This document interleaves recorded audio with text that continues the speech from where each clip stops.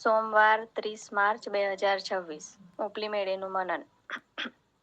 ગીતશાસ્ત્રના વાંચન દ્વારા સાજાપણું. બાઇબલ વાંચન ગીતશાસ્ત્ર 109મો અધ્યાય 21 થી 31 કલમ વાંચીશું. પણ હે યહોવા મારા પ્રભુ, તું તારા નામની ખાતર મારે સારો ઉપાય કર. તારી કૃપા ઉત્તમ છે, માટે મારો છૂટકો કર. કેમ કે હું ગરીબ તથા દરિદ્રી છું, મારું હૃદય વિંધાઈ ગયેલું છે. હું નમી ગયેલી છાયાના જેવો થઈ ગયો છું. મને તીરની પેઠે આમ તેમ ફેંકવામાં આવે છે. મારા ઘૂંટણ લાંગણથી લથડિયા ખાય છે, અને મારું માંસ પુષ્ટિ વિના ઘટી ગયું છે. હું તેઓને મહેણારૂપ થઈ ગયો છું. તેઓ મને તાકી જોઈને માથા હલાવે છે. હે યહોવા મારા દેવ, મને મદદ કર. તારી કૃપા પ્રમાણે મારું તારણ કર. જેથી હે યહોવા તે જ આ તારે હાથે કર્યું છે એમ તેઓ જાણે. તેઓ શાપ દે, પણ તું આશીર્વાદ આપ. તેઓ સામા ઉઠે ત્યારે તેઓ ફજેત થઈ જશે, પણ તારો સેવક હર્ષ કરશે. મારા શત્રુઓ વસ્ત્રની પેઠે લાશથી છવાઈ જાઓ, અને ડગલાની પેઠે તેઓ પોતાની શરમથી ઢંકાઈ જાઓ. હું મારે મોઢે યહોવાનો બહુ જ આભાર માનીશ.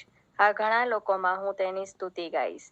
કેમ કે દરિદ્રીના આત્માને અપરાધી ઠરાવનારાઓથી તારણ આપવાને માટે યહોવા તેને જમણે હાથે ઊભો રહેશે. આમેન. હે યહોવા મારા ઈશ્વર, મને મદદ કરો. તમારી કૃપા પ્રમાણે મારું તારણ કરો. જેથી હે યહોવા તમે જ આ તમારે હાથે કર્યું છે એમ તેઓ જાણે. ગીતશાસ્ત્ર 109મો અધ્યાય 26-27 કલમ. બહારથી શાંત સ્વભાવની દેખાતી હું એક ગુસ્સાવાળી અને કડવું બોલનારી કિશોરી હતી. મારો જન્મ એક વેરવિખેર એવા પરિવારમાં થયો હતો, તેનો મને રંજ હતો. મેં બીજા આનંદી અને પ્રવૃત્તિશીલ પરિવારો જોયા હતા, અને મને આશ્ચર્ય થતું હતું કે મારો પરિવાર તેમના જેવો કેમ નથી. વર્ષો પછી જ્યારે હું યુવાનીમાં ખ્રિસ્તની પાસે આવી, તે પછી પણ હું હજુ મારી કિશોર અવસ્થાની લાગણીઓ સામે લડી રહી છું. પણ ગીતશાસ્ત્રના પુસ્તકે મને મારી લાગણીઓ સાથે સમાધાન કરવાનો રસ્તો બતાવ્યો. આ સુંદર પ્રામાણિક કવિતાઓ અને ગીતો દ્વારા મેં રાજા દાઉદ દ્વારા વ્યક્ત કરવામાં આવેલી લાગણીઓમાં મારી લાગણીઓ જોઈ. તે પોતાના શત્રુઓ તરફ ગુસ્સે થઈ જતો હતો. ક્યારેક તે પોતાના જીવન સંજોગો વિશે કડવાશ અનુભવતો હતો. મને આશ્ચર્ય થયું કે દાઉદ પોતે જે લાગણીઓનો અનુભવ કરતો હતો તે ઈશ્વરને જણાવતો હતો.